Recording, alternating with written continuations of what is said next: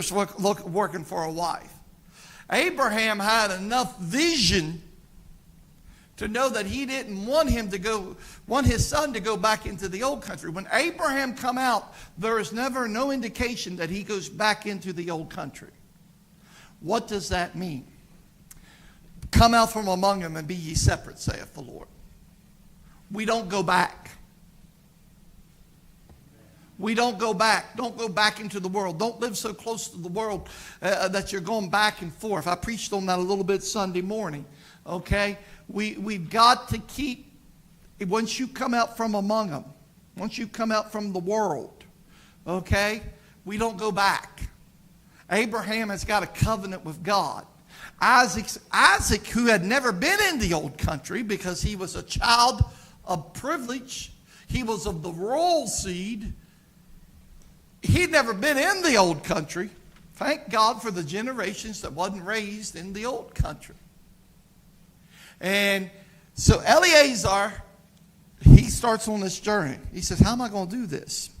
So when he gets to the old country, he sits down at the well and he starts talking to the Lord. Now listen, he may have been a servant, but he had enough to know to pray to God. And he says to the Lord, how's this going to work? And the Lord said, why he's talking to him, he said, the Lord said to him, he says, there's going to be a girl that she's going to come and she's going to draw water. And she's going to take care of you.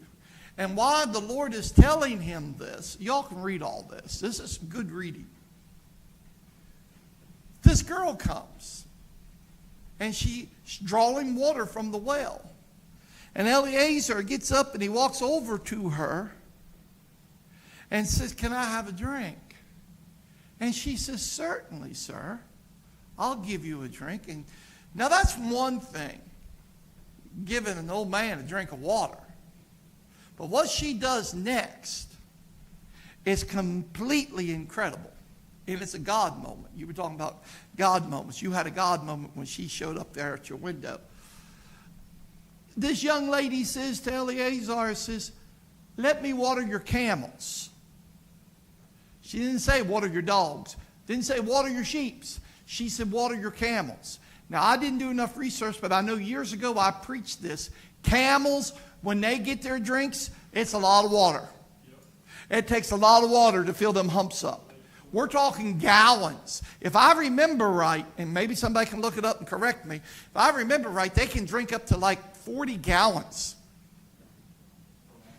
If he's got a 10 camels, and just say if it's half of it, just say if it's a third of it, she went from giving an old man a drink to watering camels. Whew, this will preach. This don't have nothing to do on this, but listen, when you, what's that? 30 gallons per camel. Watering camels out of a well. If you got a gallon every time the bucket went up, you know, wow. We don't know how thirsty they were. I said all that to say this. It was a job. And normally young girls, young women, they brought the water to the house for human consumption, bathing and things like this. Watering the animals, that was a servant's job. I need you to see what kind of woman this Rebecca is. You talking about going above and beyond? Okay. Eleazar is amazed at this. And so after she waters the camels, he inquires of her. He said, by the way, you wouldn't have a place for an old man to sleep, would you? He said, I need to sleep. Now, he has yet to tell her the reason that he is really there. Okay? Chances are, had he had told her that I can take you home. When she said to him, and he begins to think, oh my goodness, This is Abraham's brother's house. I have stumbled, talking about a God moment, someone knocking on your window. Okay?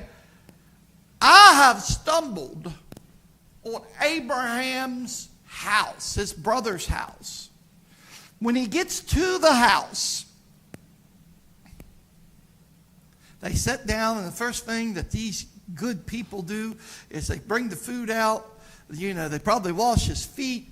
They take care of him. He's just a servant. But from all indications, they treat him just like everything, and they're getting ready to eat, and Eliezer says, stop.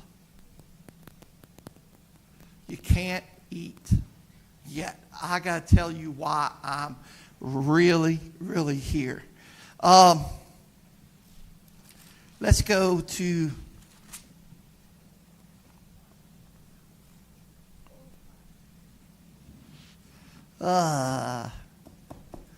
where's it at?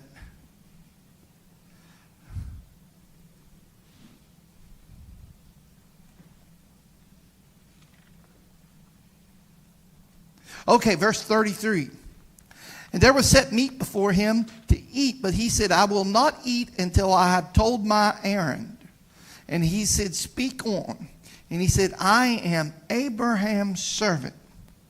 And then he begins to tell them the blessings of Abraham. Listen, this is before they had cell phones. This is before they had Western Union. This is before they had what was that called? The post, when the horses and Pony Express. There wasn't no Pony Express. Okay.